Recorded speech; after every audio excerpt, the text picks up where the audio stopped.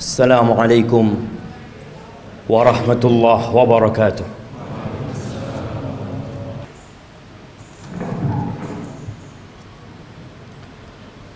إن الحمد لله نحمده ونستعينه ونستغفره ونعوذ بالله من شرور أنفسنا وسيئات أعمالنا. من يهد الله فلا مضل له ومن يضلله فلا هادي له، وأشهد أن لا إله إلا الله وحده لا شريك له، له الملك وله الحمد وهو على كل شيء قدير. وأشهد أن محمدا عبده ورسوله وحبيبه وخليله، صلوات ربي وسلامه وبركاته عليه وعلى آله وأصحابه ومن تبعهم بإحسان إلى يوم الدين. أما بعد، فيا عباد الله، أوصيكم ونفسي بتقوى الله فقد فاز المتقون. Wahai manusia-manusia yang beriman, saya wasiatkan kepada diri saya dan kepada semua yang hadir di tempat ini agar senantiasa bertakwa kepada Allah Azza wa Jalla. Hanya mereka yang diterima amalannya, hanya mereka yang akan hidup berbahagia, hanya mereka orang-orang yang sukses di dunia dan di akhirat. Allah Jalla Jalaluh mengulangi perintahnya, dan para rasul menyampaikan berulang kali, dan para pewaris Nabi diteruskan perintah itu untuk mereka. Ya ayyuhalladzina amanu taqullah, wahai orang-orang yang beriman, bertakwalah kalian kepada Allah. Kalimat yang sering kita dengar, yang terus diulang-ulang, karena kita memang sering lupa. Haqqa tuqatihi, ketakwaan yang sebenarnya bukan sekedar tulisan yang dipampang, bukan sekedar ucapan yang diungkapkan, tapi sesuatu yang diyakini oleh jiwa kita, kemudian diucapkan dengan lisan kita, dan dipraktekkan dengan raga kita. Dan Allah mengatakan wala tamutunna illa wa antum muslimun, kalian jangan mati kecuali dalam kondisi Islam. Yang menjadi standar orang baik bukan sekarang, tapi tatkala ajal menyebut kita. Jamaah rahimakumullah, setiap hari kita keluar rumah kita, orang-orang juga keluar dari rumahnya, anak-anak juga berangkat ke sekolahan. Besok mereka akan melakukan itu lagi. Terus rutinitas yang dikerjakan oleh manusia. Ada yang ke pasar, ada yang ke kantor, ada yang ke pabrik, ada yang di jalanan. Semuanya mencari apa? Mencari uang, mencari harta. Allah telah menanamkan di dalam jiwa kita kecintaan kepada harta. Zuyyina linnas hubbus syahawat minan nisa wal banin wal qanatiril muqantarati minadh dhahabi wal fiddah wal khaylil musawwamati wal an'ami wal harth, dzalika mata'ul hayatid dunya wallahu 'indahu husnul ma'ab. Allah menjelaskan kepada kita bahwa telah ditanamkan kecintaan syahwat kepada wanita, kepada anak-anak, kepada harta yang berlimpah ruah, yang bertumpuk-tumpuk. Dulu kuda-kuda yang mewah, sekarang mobil-mobil yang mewah. Pertanian, peternakan, itu sesuatu yang sudah dicintakan kepada kita. Itu kesenangan kehidupan dunia. Tapi di sisi Allah ada tempat kembali yang baik. Lihatlah orang terkaya di dunia ini, kemana dia bawa hartanya? Dia tinggal selama-lamanya di muka bumi ini. Di negeri ini kita sering membaca 10 orang terkaya. 1 fulan, 2, 3, 4, 5, 6, 7, 8, 9, 10, semua hartanya ditinggal. Hati-hati dengan dunia ini. Jangan sampai kita tertipu. Silahkan bekerja, silahkan cari harta, tapi ambisi kita bukan dunia. Karena kita nggak lama tinggal di dunia, jemaah. Sungguh sangat bodoh manusia yang menimbun hartanya di sebuah tempat. Dia taruh di brankas, tiap hari dia kumpulkan di sana, kemudian setelah itu dia tinggal selama-lamanya. Kemana akalmu? Bukankah engkau capek menumpuk harta itu? Bukankah engkau sekolah tahunan untuk mendapatkan harta itu? Dan engkau udah dapat. Kenapa engkau nggak bawa? Kenapa kau tinggalkan selama-lamanya, kau tinggalkan di muka bumi? Dan kebanyakan kita seperti itu. Hanya bekerja dan terus bekerja, kemudian pergi meninggalkan dunia. Ahibati fillah, sebagian kita sudah hidup menderita jiwanya. Maka disebutkan oleh WHO sudah ada 1 miliar manusia yang sakit jiwa, sakit mental. Kata Nabi SAW, mengingatkan para sahabatnya, kaifa antum idza futiyat alaikum Faris wa Rum, ayu qaumin antum? Kira-kira bagaimana kondisi kalian? Nabi menyampaikan ini dalam kondisi sahabat susah, tidak tahu apa yang besok mereka makan. Dalam kondisi sebagian sahabat ketika berangkat perang, sehari hanya makan 1 butir kurma. Sehari hanya 1 butir kurma. Rasulullah SAW menyampaikan ini dalam kondisi sahabat berangkat perang, dalam kondisi tidak ada alas kaki buat mereka, sampai kuku mereka ngelupas. Nabi menanyakan kepada mereka yang hidup menderita secara harta pada waktu itu, kira-kira bagaimana kondisi kalian apabila Persia dan Romawi ditaklukkan, kemudian harta mereka dibagikan kepada kalian? Ayu qaumin antum? Kira-kira kalian jadi orang yang seperti apa? Kata Abdurrahman bin Auf, nakun kama qala Allah atau kama yaqulullah. Kita akan menjadi manusia seperti yang Allah inginkan, yang Allah perintahkan. Kata Nabi SAW, awa ghaira dhalik, mungkin nggak seperti itu, kata Nabi SAW. Jamaah, kita pernah susah secara ekonomi.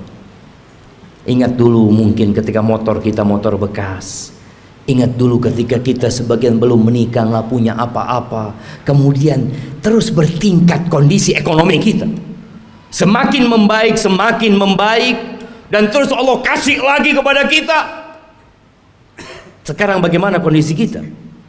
Abdurrahman bin Auf mengatakan kita akan menjadi orang seperti yang diinginkan oleh Allah dan Rasulnya. Tapi kata Nabi SAW, mungkin nggak seperti itu kalian. Apa yang akan terjadi? Tatanafasun. Yang pertama, kalian akan bersaing. Udah punya harta banyak, yang seharusnya hidup tenang, sakit jiwa. Terus dia bersaing. Motornya kepingin lebih baik dari motor orang lain, handphonenya kepingin lebih baik dari orang lain, hartanya kepingin lebih banyak dari orang lain, rumahnya kepingin lebih bagus dari yang lainnya. Terus didorong oleh penyakit. Tatanafasun. Itu yang akan terjadi. Oke. Bersaing boleh kan, selama kita tidak menzalimi orang lain. Tapi Nabi SAW mengatakan itu hanya awal yang akan terjadi. Yang kedua, thumma tatahasadun. Kalian akan saling hasut setelah itu. Karena dunia ini sempit, jamaah. Kursi-kursi itu terbatas. Kalau sudah ada yang duduk di sana, yang lain nggak bisa duduk di situ. Dia harus turunkan dia. Dia harus menggantikan posisi itu. kalian akan saling hasut. Kita lihat orang-orang yang di pasar, bagaimana kondisi jiwa mereka yang mungkin tampak sehat-sehat menurut kita, tapi sakit jiwanya. Nabi menyampaikan kalian akan saling iri, kalian akan saling hasut. Nggak suka orang lain lebih baik dari dia daripada sisi, nggak suka dia. Padahal saudaranya Muslim, yang seharusnya dia bergembira dengan kegembiraan saudaranya, yang seharusnya dia cinta kepada saudaranya seperti dia mencintai diri dia sendiri. Tapi itu tidak terjadi. Kalian akan hasut, akan iri. Selesai enggak? Yang ketiga, thumma tatadabarun. Kalian nggak saling bertegur sapa, nggak kepingin ketemu. Kalau ketemu sama saudaranya sakit hatinya. Selesai? Belum. Yang keempat, yang akan dibawa pulang, yang akan dibawa tidur, yang akan dibawa makan, thumma tatabaghadun. Kemudian kalian akan saling membenci. Kalian akan bermusuhan dengan saudara kalian sendiri. Ahibati fillah, itu penyakit yang sudah menimpa kita. Nabi alaihissalatu wassalam mengatakan, dabba ilaikum da'ul umam. Sudah menyerang kalian penyakit-penyakit umat yang sebelumnya. Iri dan dengki. Ahibati fillah, tidak dilarang kita mengumpulkan harta, tapi tolong niatnya yang diperbaiki. Rasulullah sallallahu alaihi wasallam ketika melihat ada seorang sahabat yang bekerja keras mengumpulkan harta, kata orang-orang di kalangan sahabat yang lainnya mengatakan, laita hadza fi sabilillah. Aduhai kalau kekuatan dia, energi dia itu disalurkan di jalan Allah, di jihad fi sabilillah.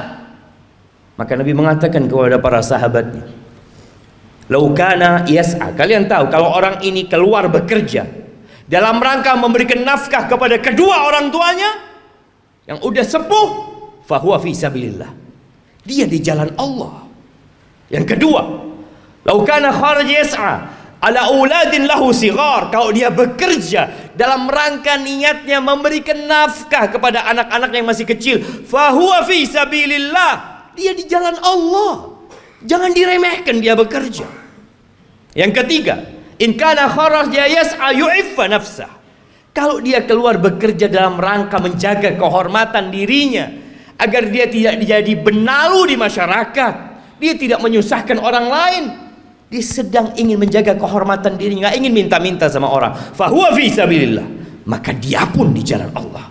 Tapi yang keempat, in kana kharaja yas'a riya'an wa mufakharatan, tapi kalau dia kerja dalam rangka riya, pamer, dalam rangka berbangga-banggaan dengan harta dia, fahuwa fi sabilis syaitan, maka dia di jalan syaitan. Jangan sampai tiap hari kita keluar rumah kita, kita sedang berada di jalannya syaitan. Bekerja hanya untuk berbangga-banggaan, hanya untuk pamer kepada orang lain. Aqulu qawli hadza wa astaghfirullah li wa lakum wa lisairil mu'minin wal mu'minat fastaghfiruh innahu huwal ghafurur rahim. Allahumma shalli ala sayyidina Muhammad wa ala ali sayyidina Muhammad.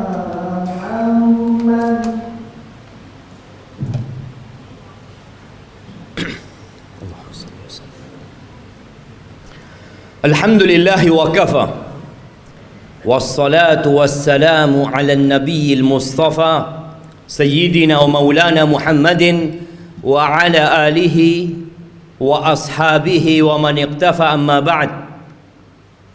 Ahibati fillah,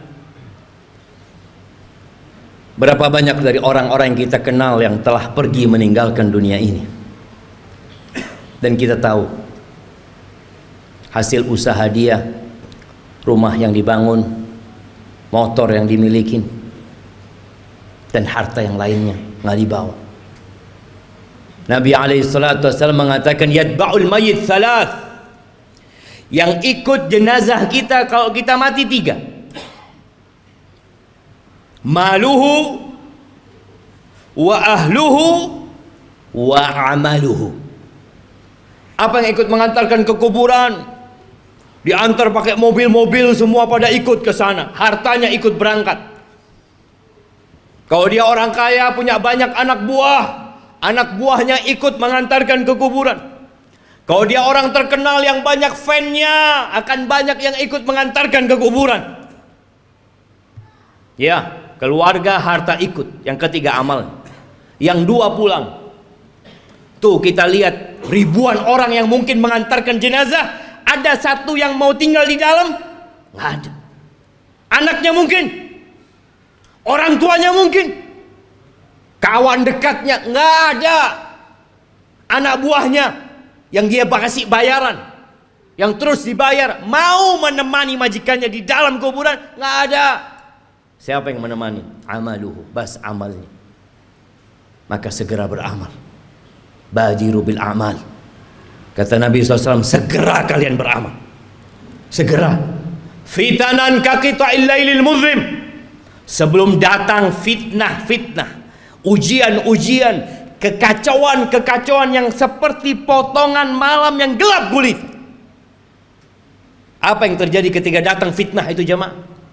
Kalau kita menunda-nunda beramal, menunda-nunda hijrah kita, menunda-nunda untuk berubah jadi orang baik, yusbihur rajulu mu'minan wa yumsi kafiran. Paginya masih beriman, paginya masih beriman, sorenya sudah kafir. Wa yumsi mu'minan wa yusbihu kafiran. Sorenya masih beriman, datang kajian mungkin dia, masih sholat asar, subuhnya sudah kafir. Kenapa itu terjadi? Yabi'u dinahu bi'aradin minad dunya. Dia jual agamanya. Dia jual. Dia barter dengan sedikit kenikmatan dunia. Nggak lagi mikir halal haram. Yang ada dalam benaknya harta, jabatan, kedudukan, padahal semua itu akan ditinggalkan. Maka ahibati fillah, hari ini hari Jumat, harinya bersalawat buat Nabi alaihi salatu wassalam. Harinya dianjurkan kita membaca suratul Kahfi. Baca tuh surat Kahfi, baca dengan artinya, baca pesan-pesan Allah kepada kita agar kita tidak diperbudak dengan harta kita. Biasanya imam kalau sholat Jumat itu membaca dua surat, Sabbihisma rabbikal a'la dan Hal ataka hadithul ghasiyah. Tolong pulang dari sini baca tafsirnya, sehingga kita tahu pesan-pesan yang Allah sampaikan agar kita tidak lebih mementingkan kehidupan dunia.